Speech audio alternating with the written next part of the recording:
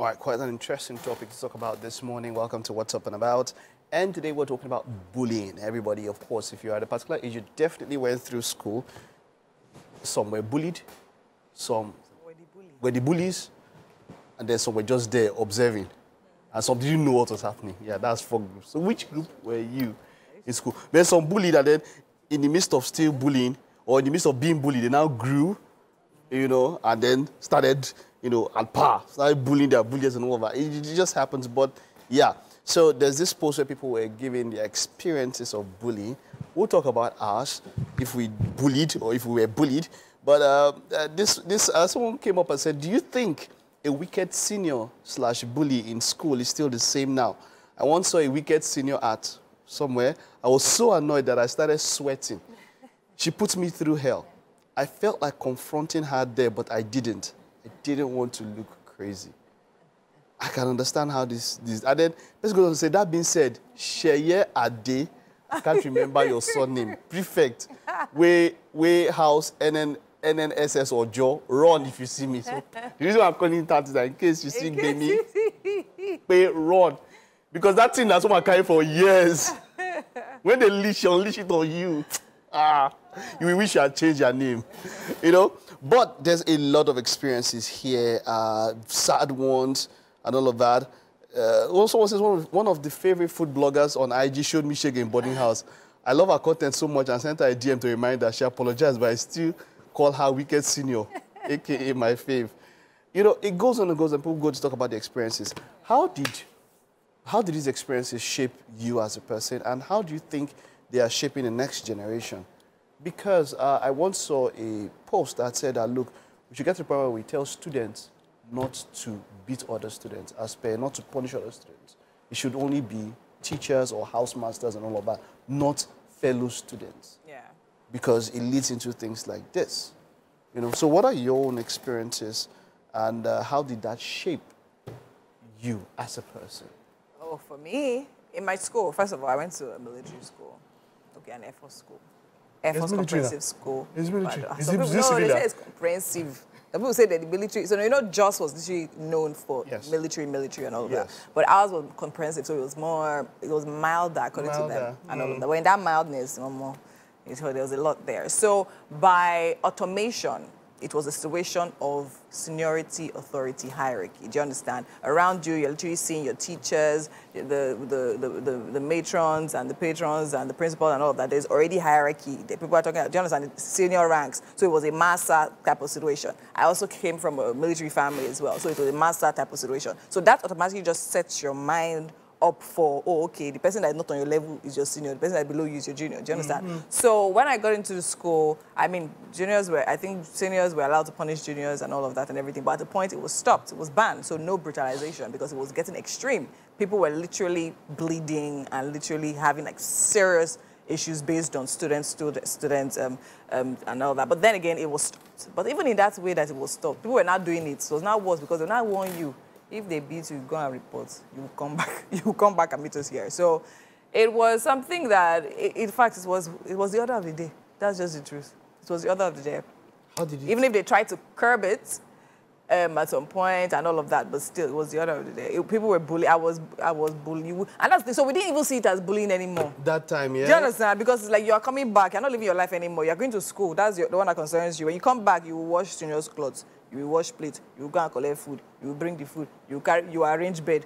So we were literally leave. Do you understand? Like, that was our lives. Like, we were literally saving these people. Do you get? And then the motivation was now like, when I get to senior school, they take, I'm going to, do you understand? So that was, it was automatic and all of that. So, I mean, so we saw different variations, different levels. Did you have such an experience?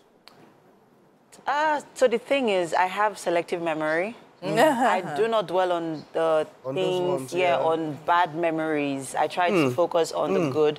So if you'd ask me now, to be honest, I cannot categorically say, but I know for a fact that I had a very bad mouth. And I had a lot of school mothers that protected me a lot in junior school, when I was in the junior school. So I don't think I experienced any first-hand bullying, because you know how it is where your mates know that, if they touch MM, hey, she's going to report to this school mother or that school mother or that school mother. So no, you had a powerful. So I can fully understand when you say selective memory, because I tell people that see. So somebody happens, okay, Mike, why don't you put this on social media? Why don't you celebrate this? I'm like, maybe it's like childhood trauma, and then someone is trying to psychoanalyze. I say, calm down. Funny enough, the trauma I have is now. Let me tell you the truth. If you ask me about trauma, I'll tell you, I saw something, I don't know why it triggers me so much. I saw something about expenditure from different governments yesterday. That was enough trigger for you. The trauma from that yesterday is some people's whole life trauma. And I have trauma, and it is today. I think you're still experiencing that trauma. But going back, like you say, selective memory, yes. Yeah. I still remember some seniors. I still remember them. Hamilton Egbuje, Judo Bafemi, I still remember. But the thing is that I was in a school where JS2 can punish JS1. Yes, no. Once I JS1, from JS2 to SS3, 5 classes above you are under. Yes. Move to JS2. It's not JS1. I can still remember the first student I punished. I was happy that day. Why? Because you carried over that thing. And so by the time you got to you looked forward to it. That was the right. And then you said something. And then you had a student, it's like it's you like would pour out all of the aggression that you carried. Venom. So, like you said, I think when I was in JS1, JS2, my schoolmaster was the DSP. That's the deputy senior prefect. So I had a little bit of coverage. But moving on, I still had some people, and but if I see them today, I'm not sure what I would do, because like I say, when you see them, you don't know. You don't have memories, they come out. Just a few of them, but I don't keep those memories. Yeah. But I would say that, yes, bullying is not only in form of beating. Someone said something here while doing that. She says, these seniors can be something else. They'll find something in your body to make fun of it. Yeah. They really bullied me then because of my shape of head. They'll be calling me Ishi or Pure or Mango. You know that mango that? The head is the gun. So you now be yabbing someone's ogo. Me, they call me Eti. So what was that? Eti. Oh, Eti. And then I was on locusts, and my head was small. So my ears were like this.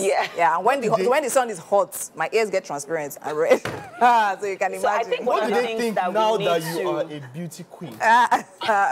You should post some of those people and be tagging them. But Mike, what I think we need to really address basically is the foundation for this bullying. Where does it come from? Where does it stem from? Which is the home system. Right, they say charity begins at home.